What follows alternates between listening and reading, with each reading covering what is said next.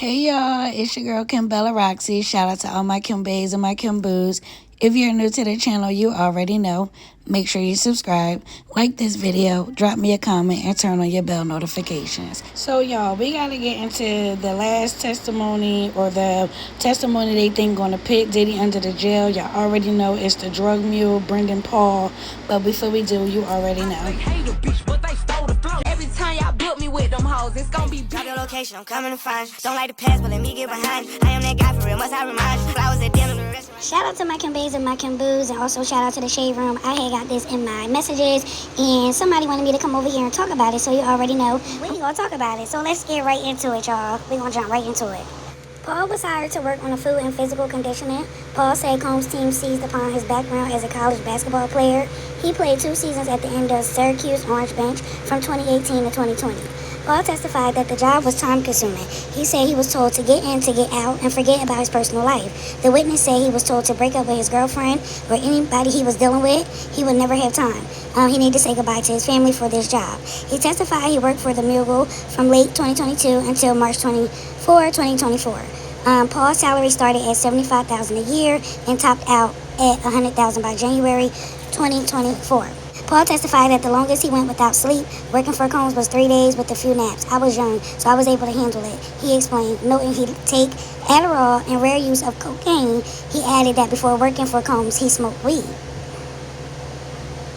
Paul testified that his job was to make sure Combs was happy and carry out all requests to his satisfaction because the music mogul didn't take no for an answer. Combs compared his staff of assistants to SEAL Team 6, demanding they move without failure. Paul said Diddy fired him multiple times, including once for forgetting to bring his boss Lululemon fanny pack. Chief of Staff KK told Paul to keep a low profile and it would blow over. He recalled seeing Combs a few days later, and he said, just say, hey.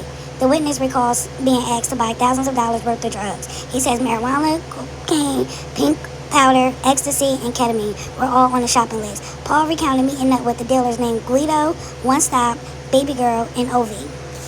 Paul testified that Combs asked him to try drugs, and he did it to prove my loyalty. I felt euphoric, but did not feel the full effect. He asked if it was good. I said yes, and then I kept working, he said.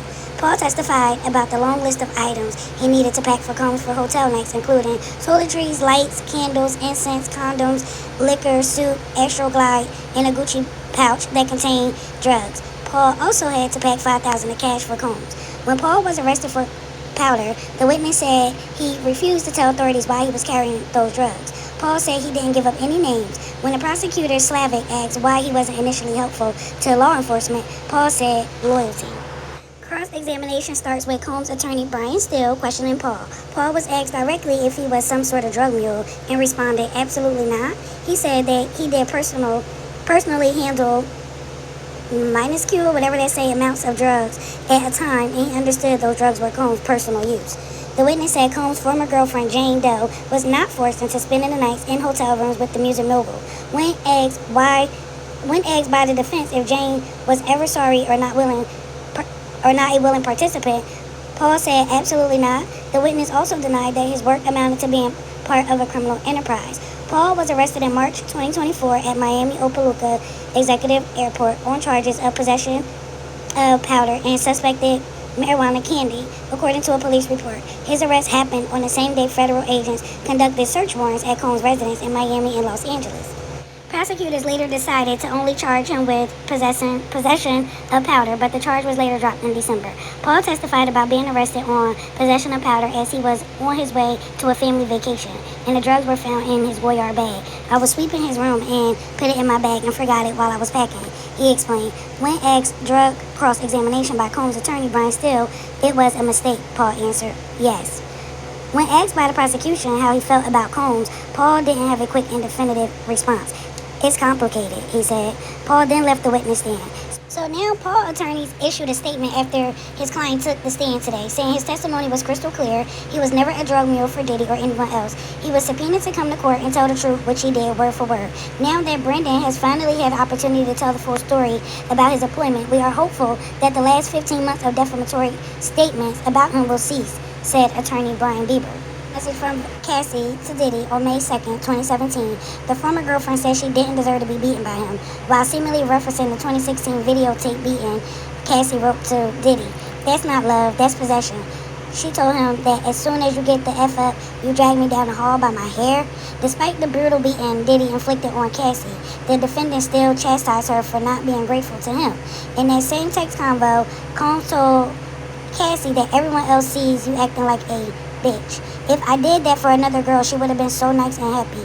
Diddy wrote, adding that, which I didn't waste my time and energy on her. The same day, Cassie went to KK for help. Sure, you don't want to get involved, but no one deserves to get dragged by their hair.